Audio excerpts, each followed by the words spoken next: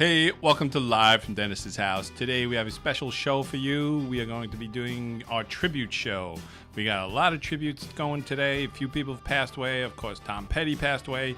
So we're going to do a Tom Petty tribute show. We're going to embrace his life. We're going to laugh, fun, listen to the music, and celebrate his life and all the great music he gave to us. Plus, we're going to do a tribute for Hugh Hefner, the founder of Playboy, and that's why I got my velvet smoking jacket on today in honor of you. Represent. Not you. You. Didn't you go by that name in high school, though, Jim? I did, actually. Hugh Janus. No. You are just hysterical. So, anyway, and we're going to do a couple more tributes, too, of other people died since one person died recently, another person died a while. Well, let's get right into that. The guy Morrie from Goodfellas died. Yeah. Chuck Lowe, I think his name was. I should have wrote that down. But one of the great characters, one of the great movies of all time, one of the greatest characters in that movie. Absolutely. And did you know that it was really based on a real person? Like, most of those people were true characters in Goodfellas. But the guy Morrie, he was based on the guy that I just showed you, Martin Krugman, that he really owned this hair salon for men and wig place in Queens. Yes. And he really was a pain in the neck. He had commercials in Long Yes, Island and all everything. that stuff. Absolutely. And Jimmy Burke, Robert De Niro's character, they ripped off Lufthansa. And Morrie was a big pain in the ass, and he kept harassing him for his money, and he ended up dead. They didn't kill him like in the movie, though. In the movie, Joe Pesci put an ice pick through his neck and killed him. But they never found his body, actually, that they allegedly killed him and cut him up into many pieces and put him somewhere on Rockaway Boulevard. It's the only way to do it. Yeah, in Queens there, right by my old house. So I drove past him many times. Yeah. So he was a very old guy. I think he was 89, Chuck Lowe. And he was never an actor. That he was a real estate developer in New York City, and he was Robert De Niro's landlord. And Robert De Niro said, "Hey, you want to be in a movie?" And he's like, "Sure." So that proves my point once again, how easy acting is, Mike, that anyone could do it at any time. How many other roles have you seen the movie? He was in others after that. He was in a lot. What? Oh, my God. He was in like all De Niro movies after that. He was in quite a few other movies besides that. Yeah. And he won an Academy Award because he he did a lot of Shakespeare in the Park. That's right. And Oh, wow. I'm making that stuff. Oh, Yeah, he okay. played a So fellow. anyway, yeah. Classically trained. And then, who died on the break, who died a while back, but we never got to talk about it, was one of my favorites, Jerry Lewis, who I've talked about many times in the past, that he was a great comedian. Yes, he made a lot of great movies. He was referred to as a genius many times. He was huge in France and Japan. But I happen to have a feeling, and my personal opinion is that he was a big jerk in real life. That many times he was the king of comedy. Yeah, that's basically what he was really like. And that, there's many clips of him out there during the telethon where he's yelling at people and just being a complete jerk. And then, of course, that last interview that he did where he was a complete jerk to the interviewer. Right. And the final straw was he didn't leave any money to any of his children.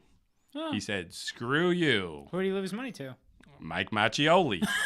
Well, I took care of him in the older times, Mike befriended him and said, "I can take care of you, Jerry." He's a good guy. Yeah, he's a good guy. So, Especially in the later years. And that's the thing you have to determine. If someone's a jerk in their life and then they die, do you then have to pretend that they were always nice, or can you come out and say they were a jerk? You can just separate their career from whether or not they're actually good people or not. Yeah. Oh my God! No sneezing during the show, Jim. Oh man! Now we got to start. I just all ruined over. the whole show. Excuse me. I got Ebola. So so that was it. Jerry Lewis, Morrie, and then we're going to Frank Vincent too. Oh, that's right, Frank Vincent. I think I mentioned that though. He was, of course, in good. Was he in Goodfellas too? I think he was in all those movies. Yeah, Do the Right Thing. Batsy. Yeah, of course, Billy Bats, and he was in The Sopranos and all of that. Yeah, a lot of people have died since our last show. But all right, so now we're gonna play some music before we start the show off. Of course, we're gonna do some Tom Petty songs. How about we go from the early days and we play "Refugee" and "American Girl," and we'll be right back. Hey, welcome back live from Dennis's house. That was "Refugee" and "American Girl" from Tom Petty's first album. and it was called Tom Petty and the Heartbreakers. Now, you're listening to us on 474, The Mix, by the way. And now it's time for our Hugh Hefner tribute, and then we're going to get to our Tom Petty tribute. But so Hugh Hefner, Hugh Marston Hefner, born in 1926 in Chicago, Illinois. And he founded Playboy magazine. That was his claim to fame in 1953. The first issue hit the stand December 1953. He borrowed $600 from a bank and $8,000 from investors. And he was originally going to call it Stag Party.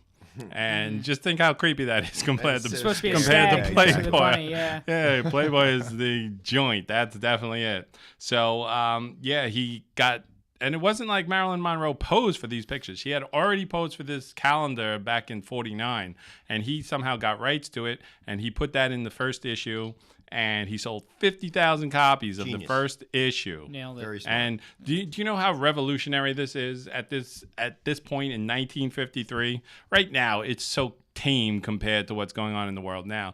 But in 1953, you could be arrested for showing a boob, in a magazine. And, there was underground magazines here and there. But this was the first mainstream one. He paved the way. He really did. Right. He was, a genius. And he was also he was an early supporter of, like, gay rights and civil rights and things like that. And he hired one of the first black comedians, Dick Gregory, back in 1961 to work in his club and all of this stuff. Oh, one thing that I found very interesting, that he sent Alex Haley to interview this guy, what's his name? George Lincoln Rockwell. He was a white supremacist in the 60s, and he was known as the American Hitler, right? And he sent Alex Haley, this black reporter, who went on to do Roots. And he sent this guy to interview him. And George Lincoln Rockwell said, all right, I'll accept this as long as he's not Jewish. So he said, all right, I'll do it. But then the guy stood for the whole interview. He had a handgun on the table for the entire interview. That's comfortable. Yeah, right? And didn't he have he had Sammy Davis Jr. on his show as well. Right. We'll get to that show in a second because I want to talk about this, that he was actually arrested for promoting obscene material in 1963 for these pictures of Jane Mansfield that he had. True, yeah. And it ended up in a hung jury. In more ways than one, right?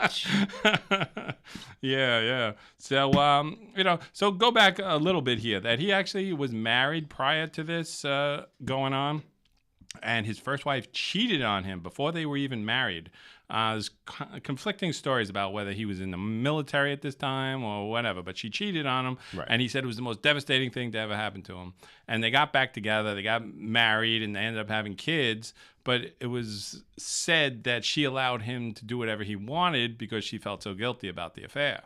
So, I didn't think people behaved this way back in 1950, They're more proper. 1949, yes, right? Watched a lot of TV shows. Especially women. Totally different. Mrs. C would have never done that on Happy Days, Leave it to Beaver's mom. Exactly. I bet she never did that. Come on.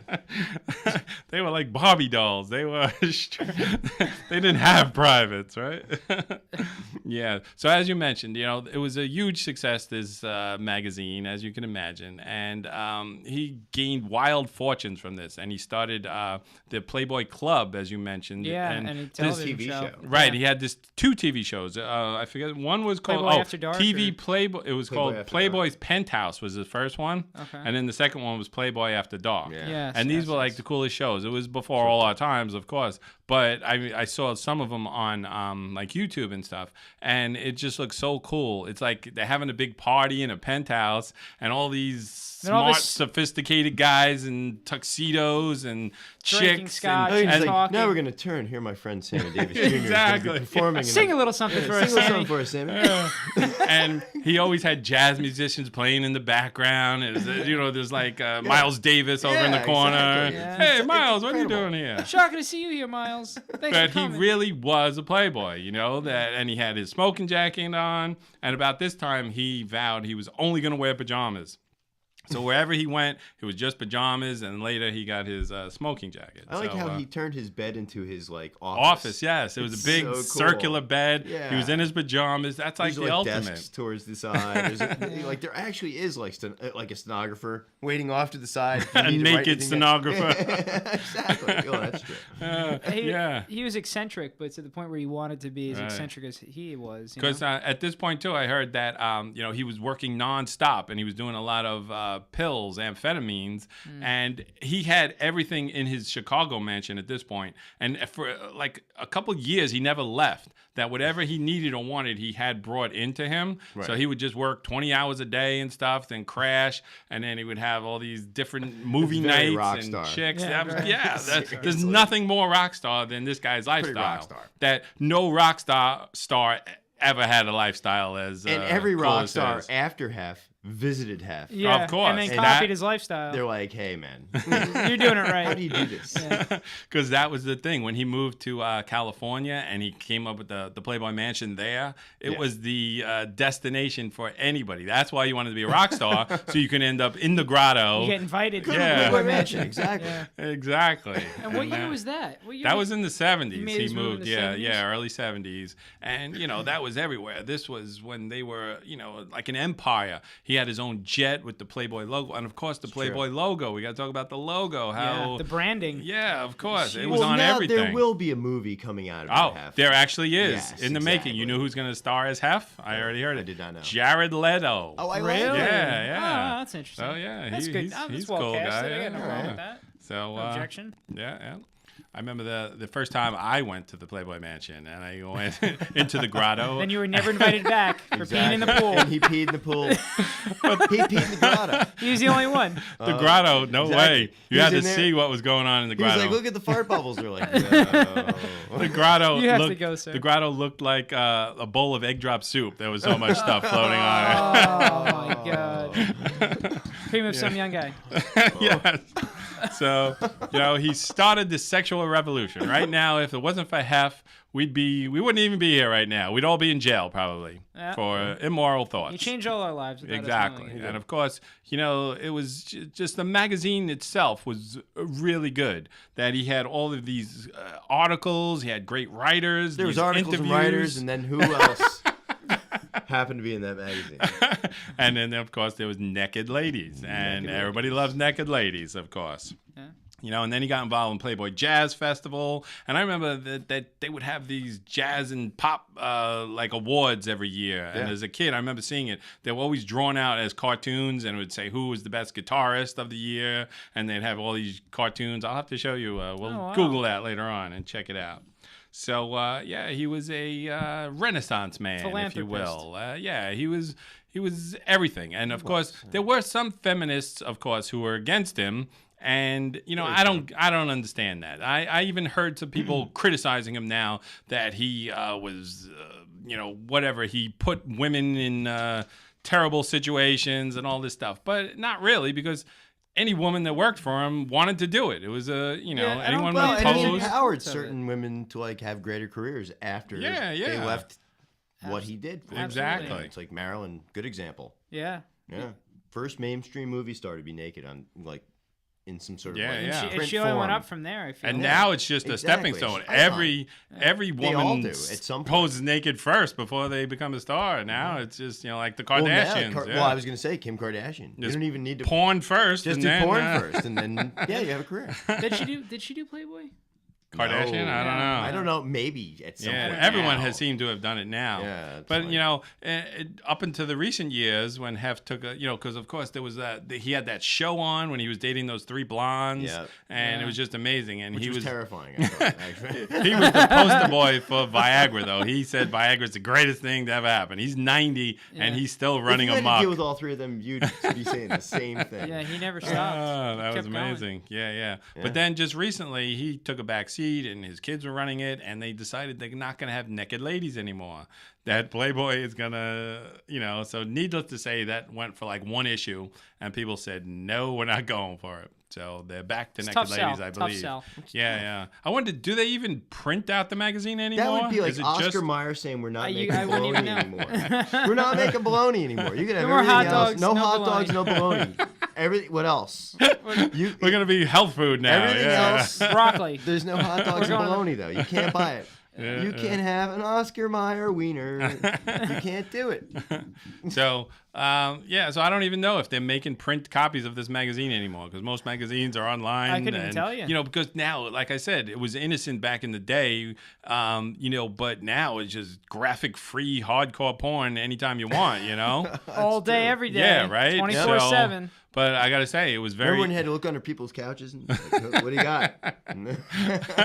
It was very instrumental in my life, though, that I actually won the 6th grade spelling bee because of Playboy magazine. Elaborate. Because I had older brothers, right? And one brother was a collector of magazines, so I would read them all the time. I would read them all the time. He was reading them a lot. So I really was reading it. Lots so the word that I won the spelling bee on was ecstasy. And it's because I saw it 10,000 times in the Playboy magazine. And all these other dimwits in my class, they were spelling it with EX and all this stuff. You knew it was EC. EC, right, exactly. So, Wow. and the teacher was so proud of me. Did you tell her how you knew? No, I haven't. Did you show her how you knew? That's nowadays. Nowadays that takes place too. Exactly, You know, yeah, seriously. teachers are with the students. Back then, there was no such thing, and you wouldn't want it. So Teachers yeah. have been upgraded recently. So You loved Sister Marjorie. You thought she was gorgeous. no, I went to a public school in the ghetto where there was nothing but elderly Jewish women as teachers. So the youngest teacher I had was 98. So she did look good in those support hose, though. I gotta say, Mrs. Ersling, where are you now? So anyway, that's our tribute to Hugh Hefner. You guys got anything to add before we take a little break and play some more songs? Any stories you'd like to share? Oh, man. Any memories of being caught in the woodshed with your first copy? No, I don't think I was. I really don't think I was exposed to the Playboy. Yeah, see, you're like younger. I'm old, yeah, so it was like past that time. This Yeah, was it's back in the 60s and different era, 70s. And, when it was just super you know, popular. Before the internet, really, that it was Yeah. just, ridiculous. It was you kind know? of amazing. If you went into a Yeah. house and all of a sudden you saw a Playboy Yeah, ad, it you're was like, oh the my greatest thing you God. ever had. Or your friends came over with He was one. like, "Look what I it was got, as dude." if he stole it from the Yes. Emperor's palace, you It's know? true. It So- really was. It was like all of a sudden, The light shining down on it. it's true. Yeah. it's So true. that's just, it was a time and a place, and there'll never be anything like it No. ever again. Thank you, Hugh. We're more, yes. Thank you, Hugh, for all your contributions. Contributions, making up words. Contributions. Yes. And you want a spelling bee. You got me all flustered. Yes, I am I'm Dennis Marcello, bitch. still the reigning champion of PS 181 Queens, New York. Never No one's take the ever title. beaten my title. 7 words in a row correct. So, all right. So now we're going to take a break and we're going to start doing our tribute to Tom Petty. So let's play some more Tom Petty. How about now we do I Won't Back Down and Don't Come Around Here No More. Tom Petty. We'll be right back. Hey, welcome back live from Dennis's house, part of the Madhouse Magazine Radio Hour here on 474 The Mix. And that was, what songs did I say we were playing again? Don't come That around here no was- more. Yeah, Don't Come Around Here No More. No Mo, I think, and Back I Down. Won't Back Down. Yes. So now we're going to get to our Tom Petty tribute, which was a tragedy just recently. He passed away at the age of 66, 67. And 66. Yeah, so we'll go through his whole life here, and we'll talk about his great contributions. And we'll have fun with it. We're not going to sit here and cry. We're Nah. going to celebrate his life, as we always do. So Thomas Earl Petty, born October 20th, 1950 in Gainesville, Florida. Tom Petty is an American singer, songwriter, musician who sold over 80 million records worldwide, Jim. Do you realize that? That's making him one of the best-selling artists of all time. And he was inducted into the Hall of Fame 2002. Yes. And Tom Petty was the first of 2 sons born to Kitty and Earl Petty. And his interest in rock and roll began in the summer of 1961 when his uncle was working on a movie with Elvis Presley. And he said, hey, little Tom, you want to come with me to the movie set and meet Elvis? And he said, sure. So he met Elvis, and he was struck immediately. He couldn't believe what he was seeing. And the day when he got home that day, he ran into his friend, and he traded his Whammo slingshot for a bunch of Elvis 45s, and he was a rock and roll fan from that day. And then, of course, just like a million other kids, he wanted to form a band when he saw the Beatles on Elvis Presley.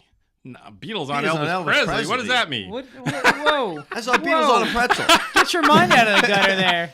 That damn Playboy and those movie? dead Yeah. dog things, Jim. I keep I telling cut you. into a peach the other day, and I looked, and I saw Elvis's face.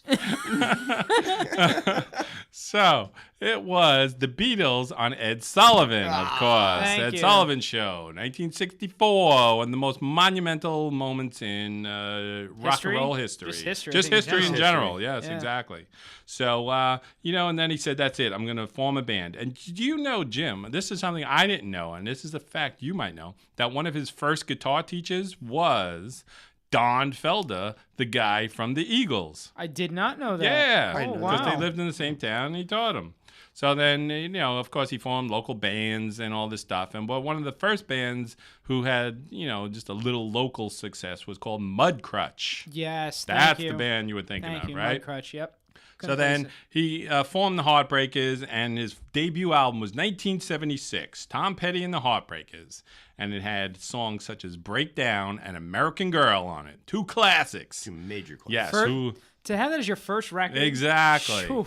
See, now there's one thing I want to already talk about, that Tom Petty was never flashy. He was just a great songwriter, great musician. And as I was researching for the show, I said, oh my God, look at all these hit songs this guy has. These are he's great actually songs. Bob Dylan-ish Exactly, yeah. in a lot of ways. He was so Very prolific. It's real stripped down. It's like he's not a great singer, but he's a phenomenal songwriter, and Right. he gets his point across. It's And he was never, with the jets and the No. crazy hair Very or the, modest. not like flashy you know, guitar or anything like right, that. right. It It's- wasn't like, Fame never really got to him. Yeah. Right, exactly. Yeah. His So, collaborations are great. Like, yeah, they're really everything. good, He you know? had such a great, amazing career. Traveling and Wilburys. that Yeah. the one thing that I Him think, and Stevie. Yeah. the one thing that I think is that I should have liked Tom Petty more than I actually did. Really? That yes, now that I'm thinking about it, that I liked him and I respected him. I loved all these songs. But growing up in the '80s like that, they were everywhere, Saturated. and it's just saturated and stuff. And I always liked the American songs. Girl, it right, gets on right. your You nerves a a little bit. million Yeah, times you hear that exactly, song. yeah. But now that you look back and it's like, oh man, was so good. And that I never actually got to see him in concert because I was all hung up with all these flashy rock stars at the time. Yeah. You know. Like Wendy O. Yeah, Bob, exactly. Wendy Yeah, O. exactly. So, but anyway, he Just was a drummer, great, yeah. great artist. Pizzazz. And then his follow-up album, 1978, was called "You're Gonna Get It," and it had the songs "I Need to Know," "Listen to Her Heart," and that was the first one to break the top 40. It's one of my favorites. Then, of course, "Damn the Torpedoes," 1979, went up to number 2, triple platinum. Listen to these songs: "Don't Do Me Like That," "Refugee," "Here Comes My Girl," "Even the Losers." Awesome songs. The next one, "Hard Promises," which I have right here, 1981. The Waiting. The Waiting is the hardest part, Jim. "A Woman in Love," say. and of course, "Insider" with Stevie Nicks. And then he just album after album, great album, great album, great album. He's all over the place. MTV, he was huge, all over the like place. a video pioneer. Exactly. Yeah. Like we were just discussing. "Don't Come Around Here No More" was one of the Classic. best videos Alice in ever Wonderland with the on cake MTV. and- Yeah, so I just good. love that Yeah. song. I'm gonna have to go. We'll smell the album, but I'm gonna say "Don't Come Around Here No More" is my favorite Tom Petty song. I'm going right out on a limb, saying it Wow. right now. Huge. Wow. You guys can think about it. But anyway, listen to all these songs that, besides the ones I already mentioned, he just continually had hits. "You Got Lucky," "Change Your Heart," "Don't Come Around Here No More," "Jammin' Me," "Learning to Fly," "Into the Great Wide Open." And then he had That's his my solo favorite. stuff. "I Yeah. Won't Back Down," "Running Down a Dream," "Free Fallin'." My goodness. Yeah, which I heard today that he wrote as a joke. Free Fallin'? He wrote "Free Falling" as a joke, and he put it on the record, and he just didn't think it was gonna be as big Really? as it What's was. the joke? I don't get it. He wrote it for Well, somebody else. Into the Great Wide Open's kind of silly too, but like, yeah, I, mean, I love that. yeah, I do like it though. Great Like, song. yeah, Yeah, he, those even are- like this, yeah, like he didn't take certain songs seriously. He and was they're like, still good. he It's could like- be known as the American Bruce Springsteen. How about that? Exactly. I would say American He's the Bruce Florida. He's the real Bruce Floridian. He's He's the what Bruce Floridian should have been. Bruce Springsteen. That's what true. I saw that on the Simpsons that Homer was arguing with some guy, and he says, "Oh yeah, well, our American Beatles are much better than your British Rolling Stones." I love Homer too. I hope Homer never dies. Hopefully not. So so then, like you mentioned too, he then forms the supergroup of supergroups. Listen to this, Jim. Do you know who's in the supergroup? Yeah, do I know? Do you want me to tell you? Go ahead. See you if got you know. George Harrison. Correct. You got Bob Dylan. Correct. You got Tom Petty. Oh Correct. And you have the guy who sang Pretty Woman. Yes. Roy Orbison. Roy Orbison. And you have one more.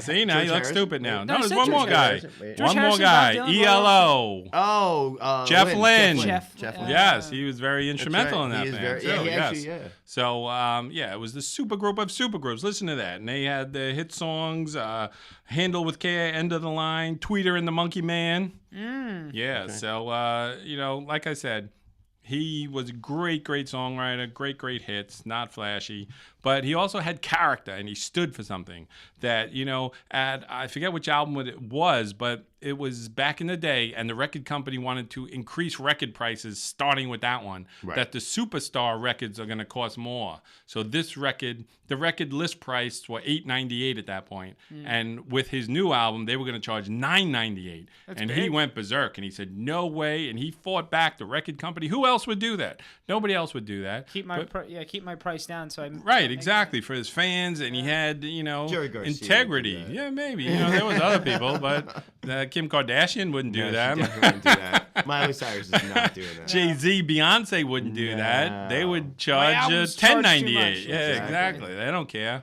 Nobody cares anymore. Nobody cares anymore. Tom Petty, the last of a breed, man. It's true. And he also fought the record company at one other point when, I forget, I think it was with MCA, and they sold to Warner Brothers or something like that. And he said, I refuse to go. You can't just sell me like I'm a piece of meat.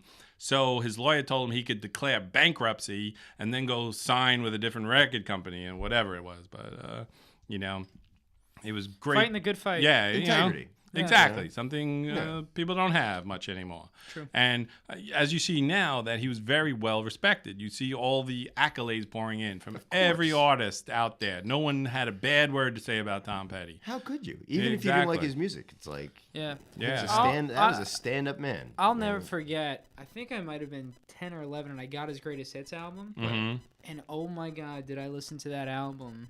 I'd have to say it 1,000 times. But he had like 22 songs. It was like a lot. Every one of them started to finish before you even bought the album. Yeah, That's exactly. the scary part about it. Yeah. How much radio play? Just growing up in the MTV generation, it seemed like at one point every week it seemed like he was coming out with a different song. Another hit. Just throwing them up in the It was air. like, And they were all good songs. Listen to It was everyone. great.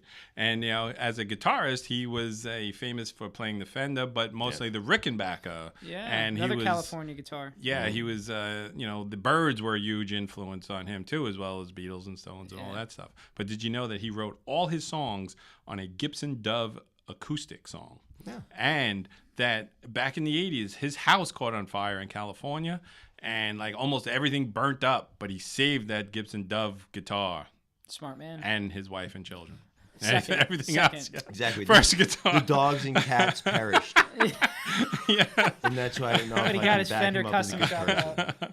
Very sad, very sad. We're losing all our great stars. No one's replacing them. There will never be another Tom Petty. There will never be a new songwriter as good as Tom Petty.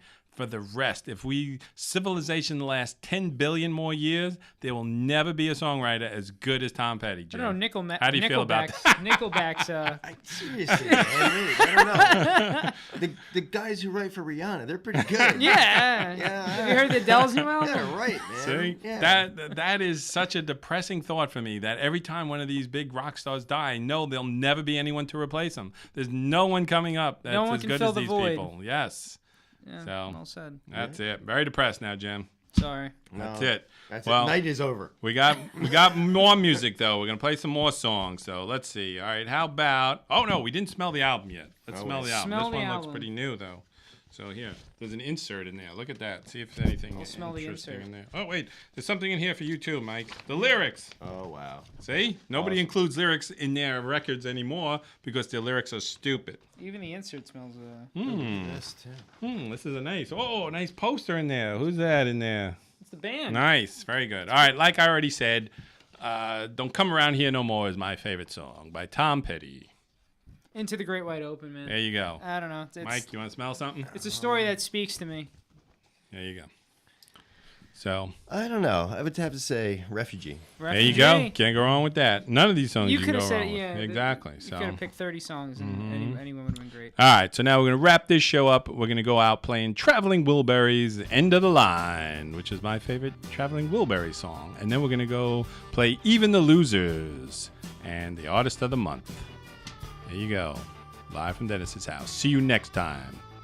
Check us out everywhere. Social media, Madhouse Magazine. See you guys next week. Let's hear it from us. Yeah. Let's have a nice applause. So long, Tom. We hardly knew you. So Tom. Long, half. F you, Jerry Lewis. A lady. I'll cut that out. See, now I got to leave it in because that's fun.